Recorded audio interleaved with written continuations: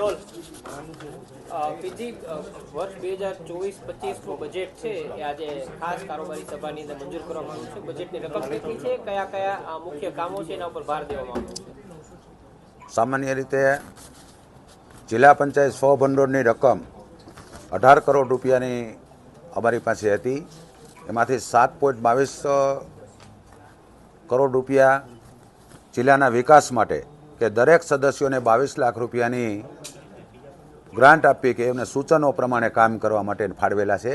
પછી અમારા જુદા જુદા તમામ શાખાની જે માની લો સિંચાઈ વિભાગ હોય તેને 70 લાખ રૂપિયા ફાળવવામાં આવેલ છે. ICDSને 40 લાખ રૂપિયા ફાળવવામાં આવે છે. આરોગ્યને 40 લાખ રૂપિયા ફાળવવામાં આવેલા છે. બાંધકામને પણ 1 કરોડ રૂપિયા ફાળવવામાં આવેલા. એટલે જુદી જુદી જે અમારી શાખાઓને જરૂરિયાત મુજબ અમે ફાળવવામાં આવે. અને રાજ્ય સરકારનું અનુદાન 815 કરોડ રૂપિયાનું જે અમને મળે છે. એટલે આમ મળી 815 અને 15 કરોડ રૂપિયા અમારા, એટલે 830 કરોડ રૂપિયાનું આજે આ બજેટની અંદર બધી જોગવાઈ થયેલી છે.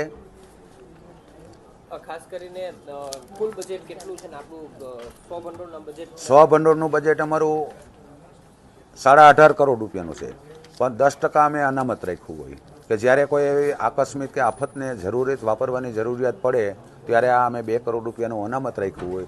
અને બાકીનું અમે 16 કરોડ રૂપિયાનું 16.5 કરોડ રૂપિયાનું જે જુદી જુદી શાખાઓને જરૂરિયાત મુજબ જેને ખર્ચ કરવા માટેનું સામાન્ય રીતે અનુદાન જે રાજ્ય સરકાર આપતી હોય પણ એને નિભાવણી અમારી ઓફિસ બિલ્ડિંગો છે, વાહનો છે, બધાના જે એની નિભાવણી માટે અને અમુક આકસ્મિક કામો કરવા માટેની જે ફંડ ફાળવતા હોય એવું અમે 16.5 કરોડ રૂપિયાનું બજેટ આજે બધી શાખાઓને ફાળવ્યું છે.